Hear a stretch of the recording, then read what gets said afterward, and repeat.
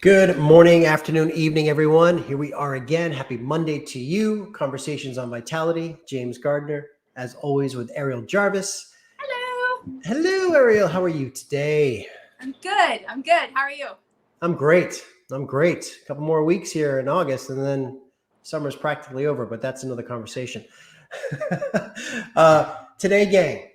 Okay, we're actually today and moving forward, we're going to have a deep dive into body systems. There are a total of 11 body systems that we as human beings need to be aware of, take care of, and understand to live a more vital life.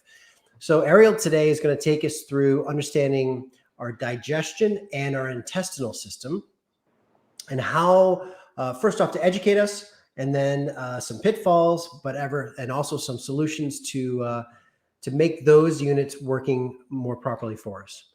Mhm. So, first of all, what is the digestive system and what is the intestinal system? Glad you asked. So, the digestive system actually starts with the mouth. So, your nose, your mouth, all the way down your esophagus, your stomach, all the way down to the pyloric sphincter, which is the little sphincter that shuts the stomach off so that nothing can leak into the small intestine. So, from that sphincter all the way up to the nose, that is your digestive system. Where does your system start?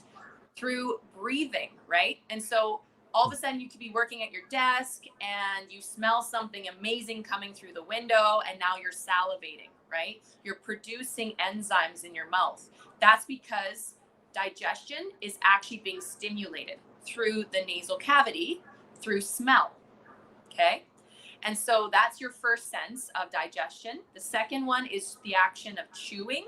Chewing sends a signal from the brain to the stomach to start to secrete the appropriate enzymes based on what you're eating.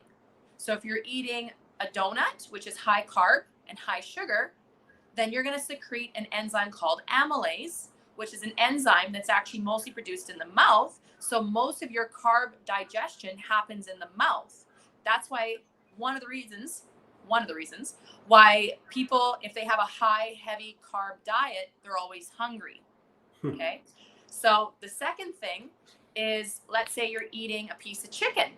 Well, you won't actually secrete amylase in the mouth to break down the chicken because chicken is high in protein, amino acids. So you'll actually send a signal from your brain to your stomach to secrete pepsin and to secrete protease enzymes to break down the protein. Well, what if you're eating an avocado? You'll start to eat down that avocado and then you'll swallow it, sending the signal, and you'll start to secrete an enzyme called lipase. There are different enzymes for different forms of macronutrients that you're consuming, and they act as little scissors, right? And so you need to make sure that you are chew your food because your brain needs time to program the software and to decode the information to send the appropriate enzymes, the scissors, right? Now, this sphincter is closed, so it's very important to hydrate all day long. We know this, but your caloric sphincter is pH sensitive. This is very important. You have a sphincter on the bottom of your stomach and on the top of your stomach because when you start chewing, you start creating hydrochloric acid and pepsin. That is the same pH as battery acid. Okay, so you don't want that leakage to go through the small intestine. So that's why those sphincters are closed real tight. So when you're chewing, you want to make sure that you swallow your food after you chew it well, goes into the stomach, and then the acid starts to churn it. This is called churning. And then what happens is once it's broken down into a liquid, the pancreas will secrete bicarbonate, which is an alkaline solution, to buffer the stomach acid and create an alkaline solution. Once that fluid in the stomach is now alkaline, that sphincter will open because it's pH sensitive. It will only open when it has a above 7 signal. Once it's above 7, your bicarbonate is around a 9, 9.5. So it will buffer the solution, and now it can go into the small intestine for proper vitamin and mineral absorption. Okay, so that's why chewing gum on an empty stomach is very dangerous because you're creating a lot of acid, but there's no food to neutralize that acid, so the bicarbonate won't get secreted properly and you can develop digestive issues or gas or bloating. that sphincter doesn't open properly. So now your stomach is full of air, right? So there's a lot of issues there. Or if you're the type of person where you drink a lot of water during mealtime, you're eating your chicken, you're drinking the water, you're eating your chicken, you're drinking the water. You are diluting that pepsin and hydrochloric acid production. You're doing the job of the bicarbonate, which means now your sphincter is going to open. You're going to have undigested food going into the small and large intestine. And that is food for the bad microbes, creating SIBO, candida, dysbiosis, all kinds of gut bug inflammation sensory systems. We don't want that. I suspect it also aids or diminishes the amount of nutrients you're actually getting from the food, because it reduces the time, and so you're wasting a lot of valuable fuel, which we talked about last week when we do that. Yes. Okay. It needs to be so small that your body can absorb it. If the pieces are too big, your body can't absorb it, and it's food for the bad microbes. Yeah. Okay. All right. So the digestive system. A couple of takeaways. Then you're going to take us into the intestinal area, which is really interesting. Again, I just want to bring it back to what you're talking about, where it starts in the mouth. And I mean, even in my generation, right? Parents and grandparents would chew your food properly, and they were right. They were right in the sense of course, I'll speak for my grandparents and parents. They're just thinking in terms of digestion, smaller, not big lumps of food in my stomach. But in actuality, what it really is, it's a time-sensitive thing to allow the enzymes, the proper enzymes, from the brain to wherever it goes, to basically jumpstart those and get those activated. Yes. Fascinating. Boom. Yeah. So that's a big takeaway. And the other takeaway is just to bring it back again to the water. It's a mistake, truly a mistake, to drink water while we are eating. Yes. Drink it right before, because it's alkaline and your caloric sphincter will open. The water won't sit in your stomach and you will have it go right through, right? But as soon as there's food in there, that sphincter's tight, right? So we have the food and the water, and it's a bad, bad recipe. Which I know you've talked about before. I'll bring it back to my grandparents again. Coffee with dinner is actually acceptable in this case. Yes. Right? Yes. Anything acidic with your food is actually okay. Right. So your glass of wine or your beer, because it's not alkaline. It's not going to open up that sphincter. Interesting. Okay. Yeah. So now, digestion. Let's go into the intestinal system. Yes. So it's amazing. If you look at your stomach right now, you have about this much space. I know it depends on the person, but I have about that much space in my stomach. You have your kidneys, your adrenals, your spleen, your liver, your gallbladder, your pancreas. You have your female parts, or male parts. You have so much going on. You have your stomach, right? You also have 22 feet long of intestinal tract. Give that some thought. 22 feet long. And so a lot of people don't realize that there's a whole ecosystem. You have 100 trillion gut bugs. You have a small and large intestine. You have your appendix. You have your immune system, your hormone response. You have so much around mental health, your serotonin, your happy endorphins, all that sort of stuff. You don't think that gets triggered based on the contaminants that go through the tube? Give your head a shake. You are what you eat. What you eat will feed the good microbes or the bad microbes. So if you're noticing that you're starting to get digestive issues, you have a hard time going to the bathroom, not going number 2 every day, that's a problem. You should be going after every meal. And if you're not, that is staying and decomposing, and it is going to break down the endothelial cells that line the intestinal wall. That is also known as leaky gut. Right? We don't want things spewing out of the large intestine going into the blood, and then spewing out of the blood and creating havoc on your immune response, your lymphatic system, and your skin. That's how we get blockages. The second thing is a lot of people are struggling with anxiety, brain fog, insomnia, headaches, hormone issues, period issues, menstrual issues, fertility. All of this can be corrected if you start to look at what you put in your body and look at what's going in your intestinal tract. Because you have good microbes there that want to help you and serve you, but you need to feed them. Otherwise, they die. Okay. And then you have bad microbes that are nocturnal, and they play around with your motor systems and your emotions. They poop, they pee, they throw off the pH, and they throw off your mood. So, right? So what people don't realize is you're feeding your own ecosystem. The good bugs thrive on plants, fiber, fermentation, and quick transit time. Get it in, get it absorbed, and get it out, right? If you haven't had a good poop in a day, or 2 or 3, I've had patients where they've come in and they haven't pooped in 2 weeks. You don't think there's a problem with that, right? So it's really important to understand your ecosystem of your gut. So instead of focusing on your eye or your skin or your knee or whatever, I always go, well, what are you eating? Go back to your gut, because if your gut is perfectly intact, then we can move on. But if your gut is a mess and you're coming in and you've got that big bowling ball, we need to start there, because that is the root of the entire body's ecosystem. Everything's connected to the gut through the central nervous system. Everything. Yep. So I know we're going to talk some solutions. The intestinal system. I mean, it's such a 22 feet long. I mean, it is a world unto itself, truly. What, in terms of that, what are some solutions? Like, how can we create an efficient digestive system and an efficient intestinal system? We have a question on the panel here about probiotics. Obviously, that's a solution for gut health. Take us through some things that are in our control of what we can do.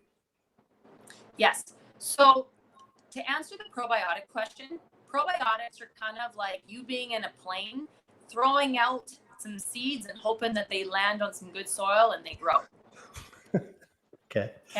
So there's human strain, there's synthetic strain, and there's animal strain.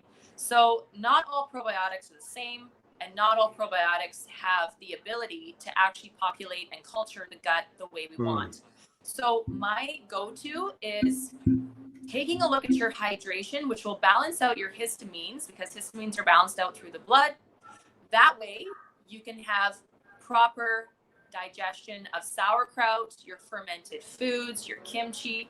Some people, if they're dehydrated, they don't respond well to fermented foods. Okay. So I've had it where some clients, they'll be like, oh, but I get itchy. That tells me that your histamines are not diluted enough. You are dehydrated. Okay. So start off with a little bit of your dark leafy greens, your fiber, lots of water, small portions. Your stomach is the size of your fist. And unfortunately, in North America, our servings are massive. We overeat and we eat too often, and we eat the wrong foods. So sit down with a nutritionist if you don't know what to do, and make sure that what's on your plate is actually the proper macronutrients for you, so that you're fueling the body, you're not stuffing the body.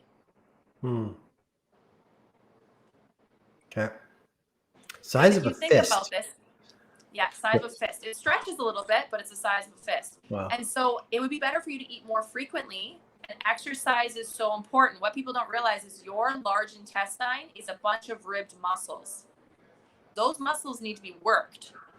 And what happens is when you focus too much on coffee, right? A lot of people drink a good cup of coffee in the morning to have a good poop. Well, now you're dependent on that coffee. Coffee is a diuretic. It makes you lose all your trace minerals. And now you will no longer have the ability to have a healthy bowel movement on your own without that coffee. So now you become reliant.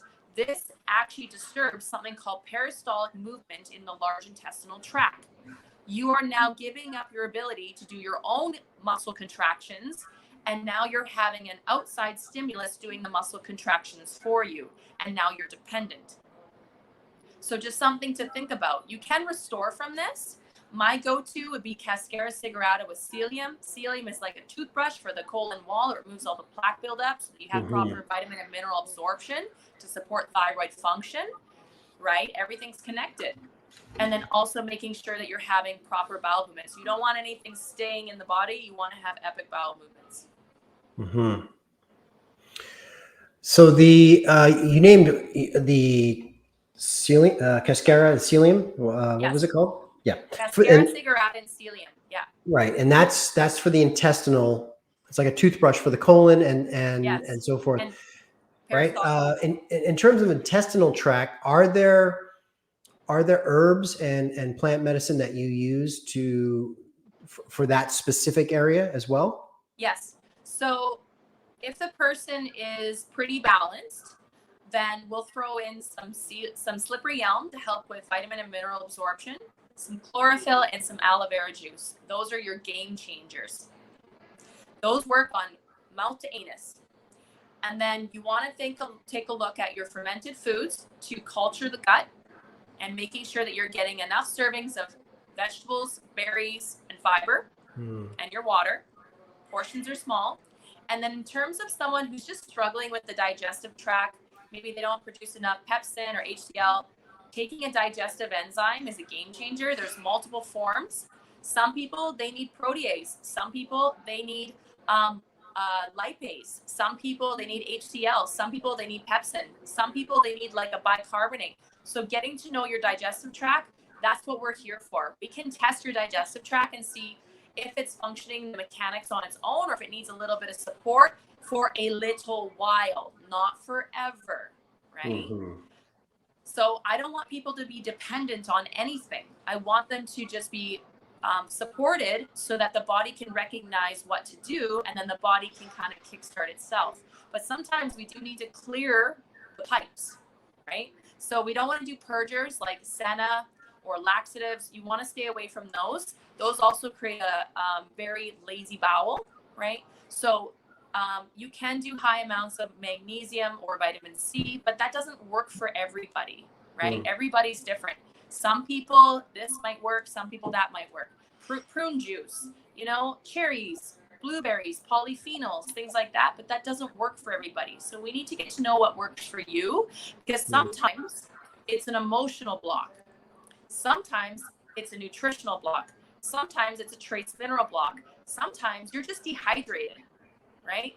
Or you have a physical block of fecal matter that needs to be removed, or you have parasites. So we can detect all of this, we can test all of this, and we can identify what's going on in your ecosystem, whether it's candida, whether it's small intestinal bacterial overgrowth, whether it's diverticulitis, Crohn's, colitis. Remember, no matter how chronic or acute the situation is, it can be recovered because your cells have a 25-day turnover. Everything you eat and drink becomes the next generation of cells, and that's how you can progressively get better or worse. Amazing. And at the end of the day, at Vitality Wellness, obviously, as you said, we have the testing. We can hone in on specific areas. It is not a cookie cutter approach, which, as you were saying, even with some of the herbs and remedies, what works for one doesn't work for the other, and so forth, right? So this is about anyone out there that's interested. This is about getting a customized individual plan of action for you based on what truly is the root cause for you, which is the thing. That's, Ariel always goes back to the root cause. This is not a Band-Aid approach, and nor should, quite frankly, anyone out there should be looking for a Band-Aid approach.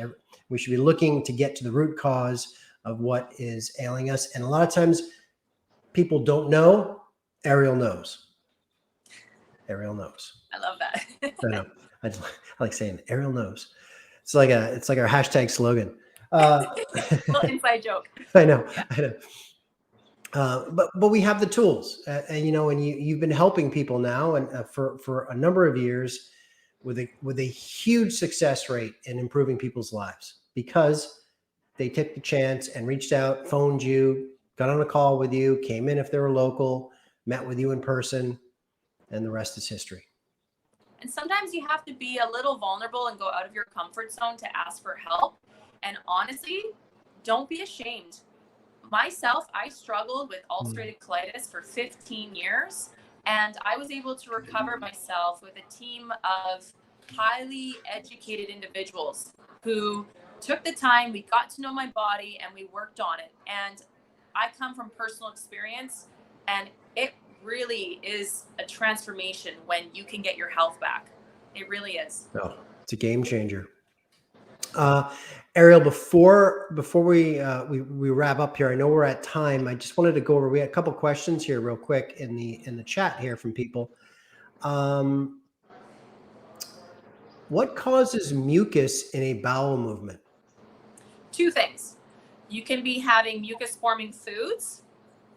Sorry, three things. Mucus forming foods, or dysbiosis, meaning too much bad pathogenic activity. Pathogenic means it could be candida, it could be parasites, it could be fungus, mold, it could be anything like that. There's too much of it.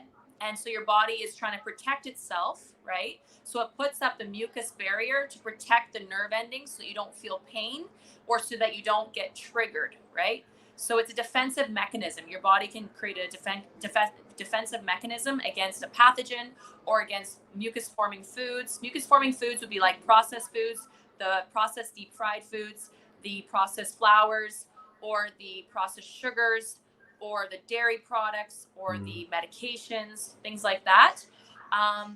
Or a lot of people have crazy amounts of mucus discharge when you are detoxing. Interesting. Okay. It's got to come out. It's true. And then last question, and this is a good one. Well, it's interesting because this is a misconception. What if you can't take in the proper amount of food in a day? So yes, that's a tricky one. So some people, maybe they're on they have a food bag, right? Or maybe you've had a sleeve put on. Maybe you struggled with your weight before, and so you've had a gastric bypass, or you've had a sleeve put on, and so you can only get little bits. Just making sure that you're getting what your body needs, and we can have a conversation to get exactly what your body needs, and then making sure that you're able to absorb that with proper enzymes. So I would do more of like a digestive intestinal analysis with you to make sure that the mechanics of digestion, absorption, elimination are working effectively. And then we can talk about what foods to implement, because this is customized for you. And there could be certain foods that maybe you're consuming that you don't need to, and that's just wasting energy. Yeah, and definitely for anyone else out there, check last week's conversation because we talked food and fuel. And so a lot of it can be done more efficiently by just choosing and understanding what are the right things to have and getting more bang for your buck with what you're putting in. So great. Awesome. Ariel, thank you. So in terms of body systems moving forward, what can we look forward to next week? Yes. So we're going to be talking about the next body system. I'll pull it up right here.